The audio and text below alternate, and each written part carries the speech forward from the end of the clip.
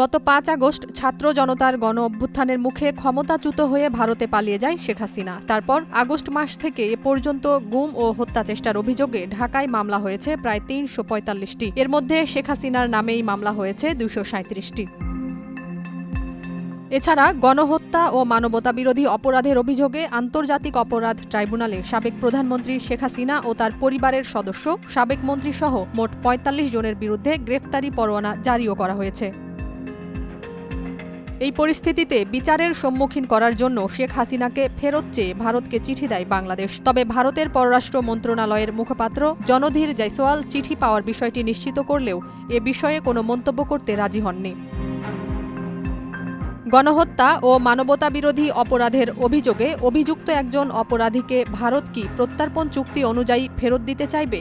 যদি না দেয় তাহলে এক্ষেত্রে বাংলাদেশের কি করণীয় আছে? এ বিষয়ে বাংলাদেশের পররাষ্ট্র মন্ত্রণালয়ের মুখপাত্র মোহাম্মদ রফিকুল আলম বলেন, সরকার ভারতের প্রতিক্রিয়ার জন্য অপেক্ষা করবে। যদি নির্দিষ্ট সময়ের মধ্যে কোনো উত্তর না আসে তবে বাংলাদেশ থেকে একটি অনুস্মারক চিঠি পাঠানো হবে।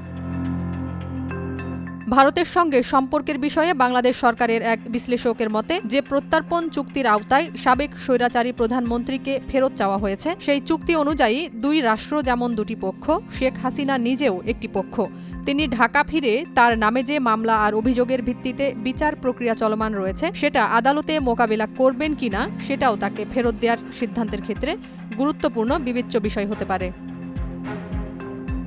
সরকারের এই কূটনীতিক আরও বলেন, ভারতের কাছে শেখ হাসিনা শুধু একজন ব্যক্তি নন, তিনি তাদের একজন পরীক্ষিত, বিশ্বস্ত ও আস্থাভাজন মিত্র। এ কারণে তাকে ফেরত দেয়া বা না দেওয়ার বিষয়টি সেখানে পুরোপুরি একটি রাজনৈতিক সিদ্ধান্তের বিষয় হবে। ভারত সরকারিভাবে শেখ হাসিনাকে ফেরত দেবে এমন সম্ভাবনা ক্ষীণ।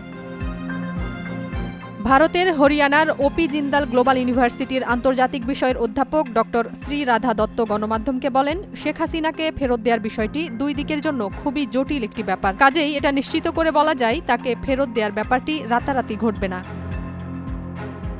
এ ব্যাপারে আন্তর্জাতিক অপরাধ আদালতের প্রধান প্রসিকিউটর মোহাম্মদ তাজুল ইসলাম গণমাধ্যমকে বলেন, শেখ হাসিনা নিজে আদালতে উপস্থিত না হলে কিংবা ভারত তাকে ফেরত না দিলে আইনে বলা আছে, কোনো অভিযুক্ত ব্যক্তি আদালতে হাজির না হলে তার অনুপস্থিতিতে বিচার কাজ চলতে পারে। মানবতাবিরোধী অপরাধ ও হত্যাকাণ্ডের মামলায় আদালতে প্রমাণ হওয়া সাপেক্ষে অভিযুক্ত ব্যক্তির বিরুদ্ধে যাবজ্জীবন কারাদণ্ড বা প্রাণদণ্ড দেওয়ার বিধান রয়েছে। তবে অনেক বিশ্লেষক মনে করেন, শেখ হাসিনাকে ফেরত না দেওয়ার সিদ্ধান্ত হলে দুই দেশের সম্পর্কে উত্তেজনা আরও বাড়বে। উভয় দেশের সম্পর্ক স্বাভাবিক করার ক্ষেত্রে হাসিনার বিষয়টি যেন ভারতের কাছে গলায় আটকে থাকা কাঁটার মতো হয়ে দাঁড়িয়েছে।